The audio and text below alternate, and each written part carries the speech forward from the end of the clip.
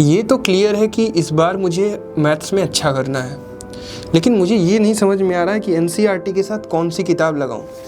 RS. Agarwal लगाऊं, इसमें भी बहुत क्वेश्चन है, कि आर.डी. शर्मा लगाऊं। चलो मेरे पास पुरानी वाली है तो क्या हुआ, लेकिन इसमें क्वेश्चंस तो बहुत ज़्यादा हैं। और या फिर कोई किताब ऐसी ख़रीद लूँ जिसमें मतलब कि सिर्फ बोर्ड के पॉइंट ऑफ व्यू से हो, लेकिन कोई एक ही लगाऊंगा।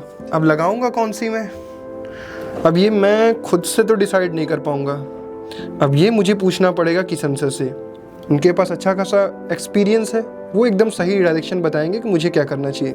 चलो फिर देखो, ये डाउट सिर्फ इस बच्चे का नहीं है, भारत के हर एक बच्चे का है जो क्लास 10th में एंटर करता है और वो सोचता है कि एनसीईआरटी के साथ भैया प्रैक्टिस करने के लिए कौन सी किताबें लगाएं, आरएस लगाऊं, आरडी लगाऊं, या फिर जो मुझे अलग अलग भैया दीदी से रिकमेंडेशन मिलती है। जैसे मैं क्या रिकमेंड करता हूं कि आप एमटीजी के 100% लगा लो, इसमें सीबीएसई एनसीईआरटी फोकस्ड क्वेश्चंस वगैरह मिलते हैं।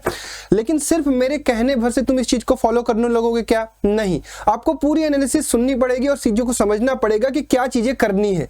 और टॉपर्स क्या करते हैं, क्योंकि टॉपर्स बनने के बाद तो वो कुछ भी कह देते हैं कि भैया मैंने तो एनसीईआरटी के अलावा कुछ भी नहीं छुई। लेकिन मैं अपने अनुभव से बता रहा हूं कि ऑफलाइन पढ़ाता हूं, ऑनलाइन 3-4 सालों से पढ़ा रहा हूं, तो आपको बताऊंगा कि आपके लिए कौन सी चीज सुटेबल है, क्योंकि हर एक अलग अलग बच्चे को अलग अलग किताबें लगानी पड़ती है, हर चीज सबके लिए नहीं होती है। देखो एक एक करके अगर मैं बात करूं तो सबसे पहले मैं बात करूंगा आर.डी. शर्मा। आर.डी. शर्मा को लेकर हर एक बच्चे के मन में एक डर होता है। क्लास 10th में आप सुनते हो कि आर.डी. शर्मा एक मोटी सी किताब है जिसमें बहुत सारे क्वेश्चन है। वो किताब किसको लगानी चाहिए, इस चीज को समझने के लिए सबसे पहले समझते हैं कि इस किताब में आपको मिलता क्या है। इस किताब में आपको हर एक लेवल के क्वेश्चंस मिलते हैं, यानी आप किताब उठाओगे तो आपको इजी लेवल के भी क्वेश्चंस मिलेंगे, मीडियम लेवल के भी क्वेश्चन मिलेंगे और हार्ड लेवल के भी क्वेश्चन मिलेंगे। ये किताब स्पेशली उन बच्चों के लिए होती है जिनकी स्टैंडर्ड मैथ है। अगर आपकी बेसिक मैथ है तो आपको ये किताब तो छूनी ही नहीं है। क्या जरूरत है इतना ज्यादा मेहनत करने की, क्योंकि आपने बेसिक मैथ लिया है, यानी आप ये सोच रहे हो कि आगे चल के आपको 11th से मैथमेटिक्स कंटिन्यू ही नहीं करनी है। मैक्सिमम बच्चों का ये होता है, कुछ बच्चे हो सकता है कंटिन्यू करें। तो अगर आपको स्टैंडर्ड मैथ है तब आपको आरडी के बारे में सोचना है। अब आरडी में भी डिफिकल्टी लेवल के क्वेश्चंस होते हैं। जिन बच्चों को आगे चलकर कंपटीशन में बैठना है, जैसे जेई जैसे कंपटीशन में, एनडीए जैसे कंपटीशन में, जहां पर मैथमेटिक्स का अच्छा खासा रोल होता है, उनको यह समझना पड़ेगा कि उन्हें हर एक स्टेप पे क्वेश्चंस लगाने हैं, चाहे वो इजी लेवल का हो, मॉडरेट लेवल का हो, चाहे वो हार्ड लेवल का। उन्हें ज्यादा प्रैक्टिस करनी है। क्यों? क्योंकि उन्हें क्लास 10th तक सीमित नहीं रहना है, उन्हें अपना बेस स्ट्रॉन्ग करना है। तो वो हर एक लेवल का लगाएंगे ताकि इन फ्यूचर जब वो कंपटीशन की तैयारी स्टार्ट करें वहां पर इसकी हेल्प उन्हें मिल सके। दूसरी चीज है कि इस किताब में आपको एग्जांपल्स बहुत सारे मिल जाएंगे। यानी मैं तो ये कहता हूं कि अगर आप इस किताब के सारे एग्जांपल्स लगा जाते हैं तो आपको बोर्ड में मोस्टली ये देखने को मिलेगा 95% क्वेश्चन उन्हीं से रिलेवेंट आपको दिखाई देंगे। यानी आपको बहुत अच्छा खासा कॉन्फिडेंस गेन हो जाएगा सिर्फ इस किताब के एग्जांपल्स लगाने से। और मैक्सिमम टॉपर्स आरडी के सिर्फ एग्जांपल्स ही लगाते हैं। तीसरी चीज है कि ये किताब बोर्ड्स के लिए तो यूजफुल है ही है, कॉम्पिटिटिव एग्जाम्स के लिए भी यूजफुल है। जैसा कि मैंने कहा जेई और एनडीए जैसे कॉम्पिटिशन जो आगे चल के बच्चे क्रैक करते हैं। अगर मैं इस किताब की बात करूं तो अप्रोक्सीमेटली 100 एग्जाम्पल्स और 100 क्वेश्चन मिनिमम मैं कहता हूं कि हर एक चैप्टर में है। अब क्या आपको पूरे 200 के 200 लगाने हैं? नहीं, आपको 100 एग्जाम्पल्स में से भी सिलेक्ट करके, जब हर टाइप के आपको एग्जाम्पल लगाने हैं, 100 एग्जाम्पल्स में से कम 50 एग्जाम्पल तो आपको अटेम्प्ट करने ही करने हैं। और 100 क्वेश्चन में से आप 20 से 30 क्वेश्चन भी अटेम्प्ट कर लेते हैं, यानी आप 80 क्वेश्चन के अप्रोक्सीमेटली अगर अटेम्प्ट कर लेते हैं हर एक चैप्टर में, तो आप देखेंगे बहुत अच्छा खासा आपकी प्रैक्टिस हो जाएगी। और ये सारे के सारे चैप्टर्स में आपको इसी तरीके से दिखाई देगा। तो रही बात कि आपको चूज करना है, अगर स्टैंडर्ड मैथ है, आगे चल के अच्छा खासा कंपटीशन क्रैक करना है, आपको अपना बेस स्ट्रॉन्ग करना है, then you can choose RD. अब दूसरी बात पर आते हैं कि भैया हमें अलग अलग रिकमेंडेशन मिलती है। जैसे मैं रिकमेंड करता हूं कि आप एमटीजी के 100% ले लो। ये सिर्फ मैथ्स के लिए नहीं अवेलेबल है, साइंस के लिए है, एसएसटी के लिए है, इंग्लिश के लिए, सारे सब्जेक्ट्स के लिए अवेलेबल है। अब ये क्यों चूज करना चाहिए? देखो, ये किताब बनाई गई है एनसीईआरटी और सीबीएसई फोकस्ड क्वेश्चंस के साथ, यानी चैप्टर को इलेबोरेट किया गया है। आपको क्वेश्चंस ऐसे डाले गए हैं जो एनसीईआरटी या सीबीएसई डायरेक्टली पूछता है, जिस तरीके के सवाल वैसे क्वेश्चन प्रैक्टिस करा दिए जाएंगे।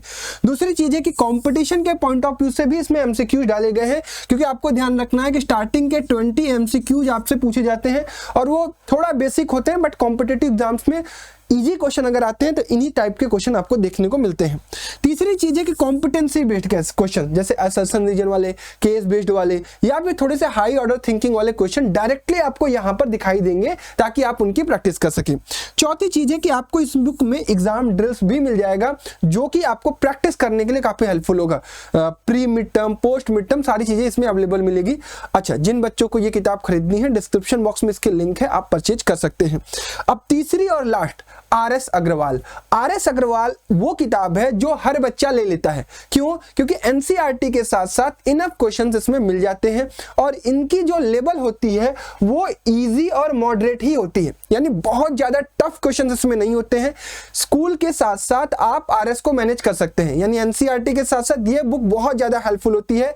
एक हमें लेवल के क्वेश्चन दिखते हैं, इसमें एग्जाम्पल्स और एक्सरसाइज दोनों आपको करनी है।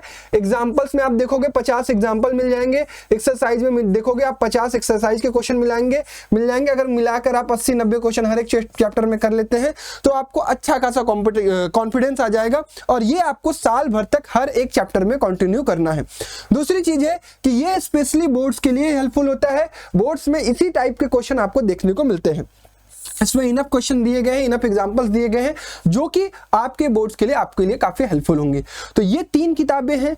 जो बच्चे बेसिक मैथ लेते हैं और उनको 100% कॉन्फिडेंस गेन करना है तो वो एनसीईआरटी के साथ साथ आर.एस. भी ले सकते हैं, कोई दिक्कत नहीं है। ठीक है, जिन बच्चों की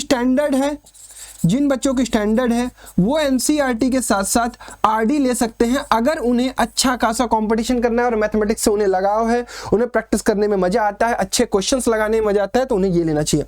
जिन बच्चों का बोर्ड पर फोकस्ड है कि भैया हमें बोर्ड्स में अच्छा करना है, वो एनसीईआरटी के साथ साथ 100% ले सकते हैं, एमटीजी वाली जो मैंने आपको रिकमेंड की। तो इन तीनों में से अब कोई एक आपको चूज करना है। कॉमेंट बॉक्स में आपको लिखना है कि आप कौन सा चूज करने जा रहे हो। तो मैंने आपको प्रॉपर तरीके से समझा दिया कि ये तीनों बुक में आपको क्या क्या चीजें मिलेंगी। और रही बात टॉपर्स की, तो टॉपर्स एनसीईआरटी के साथ साथ कुछ ना कुछ जरूर लगाते हैं। वो डिपेंड करता है कि कौन से बच्चे को क्या चीज सूट करती है। तो ठीक है, तो अब आपको सारी चीजें समझ में आ गई होंगी, उस बच्चे को भी चीजें समझ में आ गई होंगी। अब डिसाइड करिए और पूरे साल भर तक कंसिस्टेंट रहिए। धन्यवाद, जय हिंद।